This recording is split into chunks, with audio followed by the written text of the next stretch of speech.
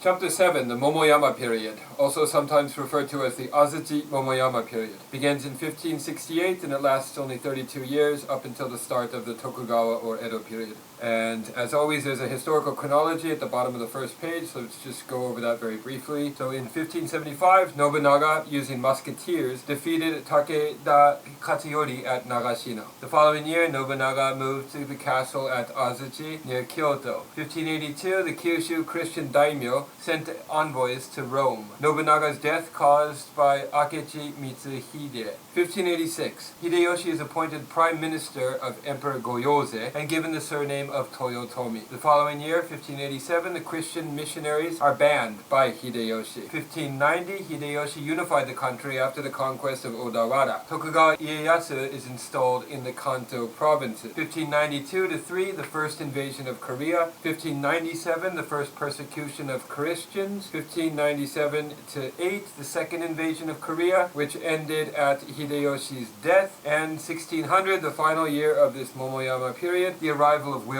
Adams on board the Dutch ship Liefde, subsequently made advisor to Ieyasu. Victory of Ieyasu at the Battle of Sekigahara. Okay, as always, there's also an image at the top of the page, on the first page of each chapter, of a crest, an important crest related to the period. Here we have the Kiri, or Polonia crest, and this is the official crest of the Toyotomi family. Hideyoshi, one of Japan's greatest generals, continues the unification started by Nobunaga in this period. Though born a peasant, a lowly peasant, Hideyoshi puts an end to social mobility by prohibiting peasants from owning or carrying weapons or changing their occupations. He also prohibits military men from changing masters. The gifts of Zen flourish, the tea ceremony, ink painting or sumie, garden designing and flower arranging. The country united. Image 70 here, which covers both of the pages, is the screen of the samurai sport, or inu o mono zu byobu. And the detail at the bottom is of an audience of wives, children and retainers watching traditional samurai sport called inu o mono, or the dog chasing game. And in the larger picture on the right side, with mounted bowmen in center, the samurai participants prepare to release a dog who must be shot before he escapes from the circle.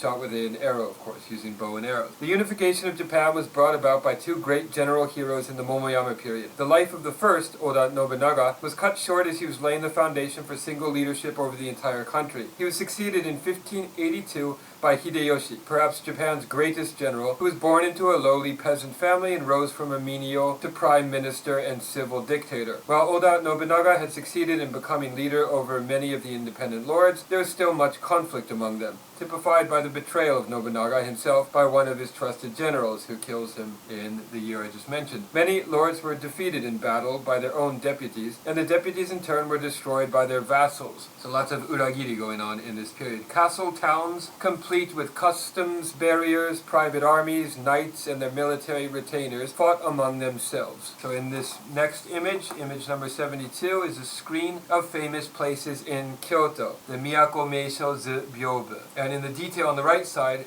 we have an official rides hurriedly on a mission.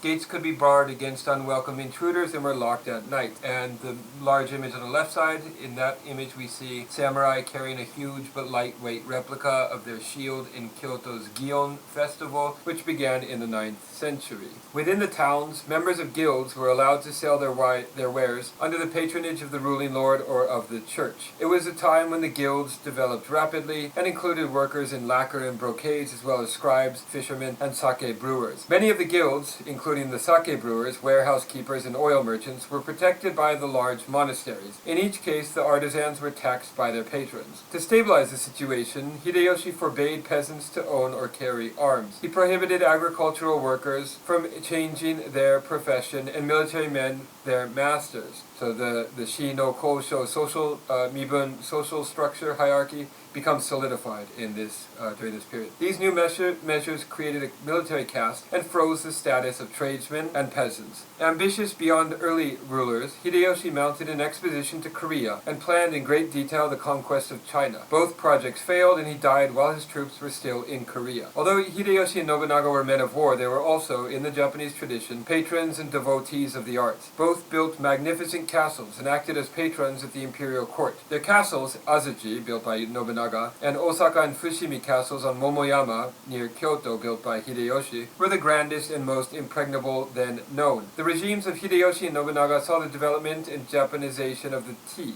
or cha, the tea ceremony, sado as we say in Japanese, tea ceremony, ink painting or sumie, garden design and flower arranging, all of them introduced by the Zen monks who had studied in China and brought back these arts with them back to Japan.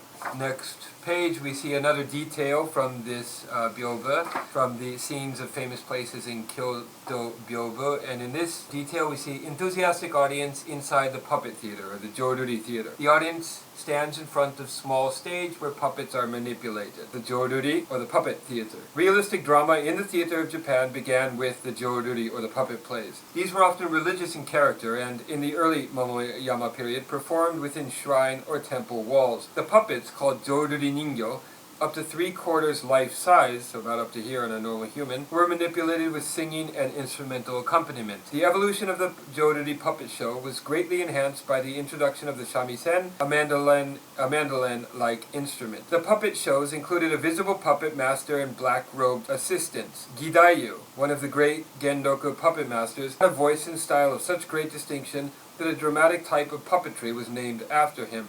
The simple plots of the puppet plays often dealt with the valorous exploits of earlier warriors and the unrequited love they suffered at the hands of legendary heroines.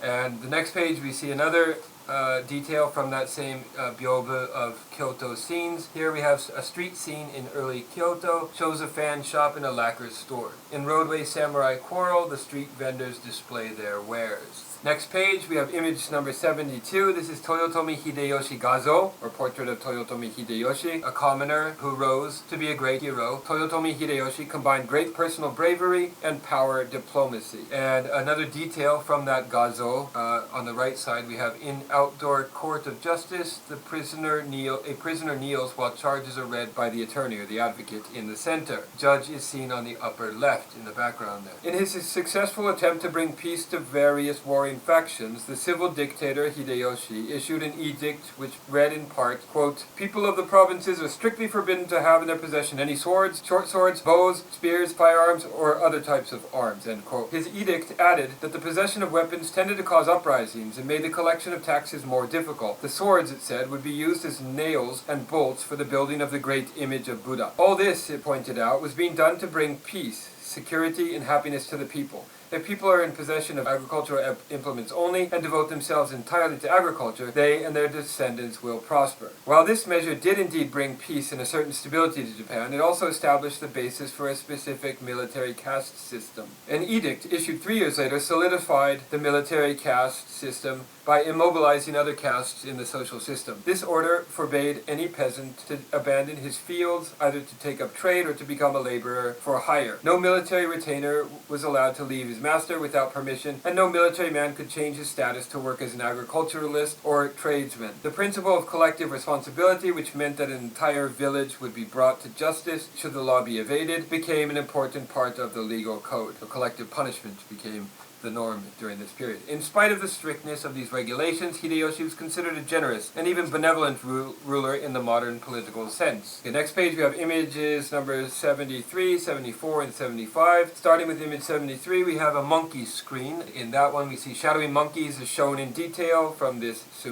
screen. At the bottom on 74, image 74, we have another artist from the Hasegawa family, this time Hasegawa Sakon. This is an ox screen. Here we see the Japanese combination of sumie technique with realism, showing a farmer and an ox resting at the riverside. The gifts of Zen. And just very briefly, on the right side of this page too, we have image 75. This is a screen of Boyi and Shuchi. And here we see the famous sumie painting showing the hermit brothers Boyi and Shuchi, who gave up their riches to live a life of poverty and contemplation. The pioneer Zen monk Heisei, who we've already seen in the previous chapters, this monk Heisei had brought tea from China along with the principles of Zen Buddhism 4 centuries earlier. During the Momoyama period, the tea ceremony became a way of life. it became known as the way of tea, the michi of the cha, or sado, as we say in Japanese. Each part of the tea house, or chaya, as we say in Japanese, and each utensil within it had a purpose. The overhang of the roof above the entrance indicated the changeability of the weather and of human life. The gateway was low, so that the guest had to humble himself by stooping in order to get in. Outside the house were stepping stones. The water basin and the stone lantern indicated a willingness to be used.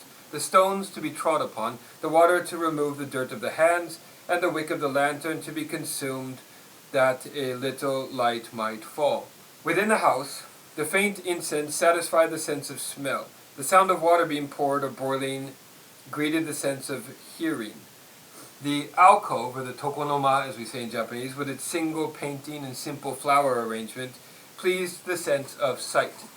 These impressions were repeated in the objects of the tea ceremony itself: the fire, the water, the spoon to measure the tea, the whisk to mix it, the plain iron kettle, the simple brown teapot, and generous solid cups all did their part aesthetically and realistically. Zen priests had also introduced ink painting called sumie, which has been described as painting by spontaneous inspiration. The paper is fragile, the brush coarse, and each line made must be final. There's no emendations to be made in this style of painting. You can't redo anything. There is no overpainting, no building up, no planning of the image. It is an attempt to project inner meaning through direct, broad strokes. Among the great painters in this style was Hasegawa, who did the famous painting of the monkeys at the top of this page, who adapted the Chinese Zen-inspired technique to Japanese themes. Moving on to the next page, we see image 76 here. This is scenes of the Ise Grand Shrines, or the Ise Ryoguzu in Japanese, the Way of the Gods. The Ise Shrine, earliest Shinto place of worship in Japan, was built to the sun goddess, Amaterasu, who was considered the ancestor of the imperial family, and became the symbol of fertility and prosperity to the nation. Like all Shinto shrines, it is entered through a gateway called the torii. Close at hand is a basin where the mouth and the hands may be washed. This custom, known as misogi, which is sometimes translated as ablutions or spiritual cleansing, the washing of the body, literally, is symbolic of spiritual cleanliness, as the ritual of purification, or harai, of the room is symbolic of the elimination of evil spirits. You do harai to get rid of the evil spirits that occupy a certain physical space, and you perform misogi to cleanse one's own spirit. At Ise, two deities, or kami, are enshrined. The sun goddess, Amaterasu, is the object of worship in the inner shrine. By contrast, the kami who represents fertility and national prosperity is located in the outer shrine. In every shrine, a symbolic mirror is also placed. The sun goddess, Amaterasu, instructed her grandchild to illuminate the world with light like the mirror, to reign over the world with the jewel, and to subdue those who will not obey with the divine sword. It has been said that the mirror has the form of the sun, the jewel the form of the moon, and the sword the substance of the stars. And here the inscription about this Ise Ryoguzu on the left side: at the entrance to the inner Ise shrine, most sacred of all the Shinto temples — temples is the wrong word, I would say there — commoners take ritual cleansing bath in the Isuzu River. And on the right side we have a detail from that scenes of the Ise Grand Shrines, and here the outer Ise Shrine is dedicated to the prosperity of the nation. Small red walled building enshrines the god of fertility. The inner precinct of the Ise Shrine was the only Shinto holy place which was never open to Buddhist monks. It was the exception that proved the general trend of religious life up through the Momoyama period, which was toward a blending of the two religions, of the native Shinto-Japanese religion with Buddhism. But in this case, there's an exception, and Buddhist priests are not allowed into the inner shrine. The tradition of early Japanese rulers worshipping in both Buddhist temples and Shinto shrines was typified by the death of Hideyoshi, who had written, quote, "Kami is the root and source of all existence. This Kami is spoken of by Buddhism in India, by Confucianism in China, and by Shinto religion here in Japan. To know Shinto is to know Buddhism, as well as Confucianism," end quote. At his death, a Shinto shrine was raised to his memory above the great Buddha image that he had also erected. And that is the end of this chapter. We will discuss this in detail in class, and for the following week, chapter 8, we will do the Edo period, which is much longer, and therefore the art from that period is extremely important, and the chapter is much longer, and we'll probably spend 2 weeks on that, on the Edo period. And finally, there's just one last image here in this chapter. It's of the Fujinzo, portrait of a lady, a high-born lady of samurai or bushi class, holds a Buddhist juzu that she's holding in her hands while chanting prayers. This painting is a fine example of Momoyama art. Alright, I'll see you all in class. Goodbye.